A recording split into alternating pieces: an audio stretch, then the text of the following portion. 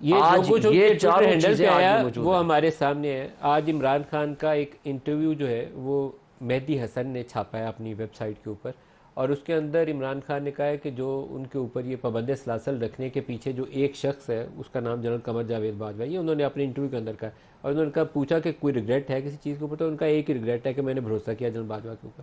تو یہ ساری سازش کے پیچھے ان کا ایک ہی فرد, اور کسی کو میں ذمہ دار ٹھہراتا نہیں ہوں. تو مجھے لگتا ہے کہ معاملات کچھ ابھی ادھر ادھر گھوم پھر رہے ہیں. آپ جس چیز کی طرف نشاندہی کر رہے ہیں وہ بڑی خوفناک چیز ہے, وہ بڑی ایکسپلوسیو ہوگی, خطرناک رخ اختیار کر سکتی ہے سیاست اس کے بعد. دیکھیں ندیم ملک صاحب, اللہ کرے کہ اس سے پہلے سب کی دل اور دماغ میں عقل آ جائے, کیونکہ پاکستان اور پاکستانیوں کو نقصان ہوگا. نمبر ایک.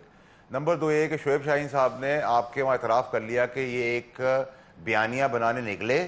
اس بیانیہ آپ نے قوم بھی اب اس چیز کو ایکسیپٹ نہیں کری. جہاں پاپولر ہے عمران خان صاحب, جہاں لوگ ان کو پاپولر لیڈر مانتے ہیں, وہاں ان کے اس بیانیے سے لوگ بہت تکلیف میں بھی آئے ہیں. جو 71 والا آپ نے کام کیا, اب آپ نے جب اس سے ریورس ہونے کی کوشش کی تو اٹس ٹو لیٹ.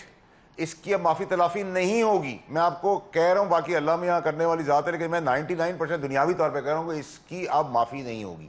نمبر ایک. نمبر دو یہ کہ آپ نے ابھی شعیب شاہین صاحب نے کہا کہ عدلیہ آزاد ہونے کی کوشش کر رہی ہے. بھائی آپ اسی عدلیہ کے لیے جب آپ ریمارکس دے رہے تھے, آپ کے رؤف حسن صاحب ریمارکس دے رہے تھے, آپ کے دیگر لیڈر نام لے لے کے ریمارکس دے رہے تھے, تو یہ وہ کیا عدلیہ آسمان کی عدلیہ تھی؟ وہ بھی پاکستان کی عدلیہ تھی. تو جو فیوریبل ہو وہ عدلیہ آپ کو پسند ہے, آپ اس کے لیے جمہوری طور پہ کھڑے ہیں. جو آپ کے فیور میں نہ ہو اس کو آپ وہ غلاظت اس پہ اگلیں اور وہ ٹرولنگ کریں اور وہ اس پہ کام کریں جو دشمن بھی نہ کر سکے. یہ دو معیار نہ رکھیں, یا گلا پکڑیں یا پیر پکڑیں.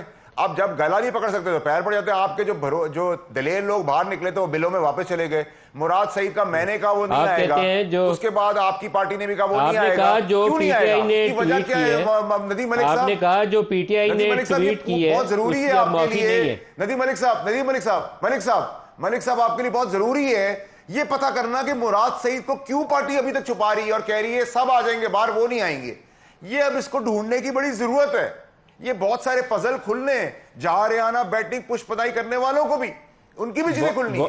واڈا صاحب, یہ دھاگا جب کھلے گا آپ کہہ رہے ہیں ترل کر کے ساری چیزیں گرے گی. آپ کہہ رہے ہیں جو ٹویٹ کی پاکستان تحریک انصاف نے اپنے آفیشیل ہینڈل سے یا عمران خان کے اکاؤنٹ سے 71 والا جو کمپیریزن کیا گیا, تو اس کی اب معافی نہیں ہے, اس کی اب سزا ہونی. کلہاڑا مارا ہے, 9 مئی کلہاڑی تھی, یہ کلہاڑا مار دی ہے.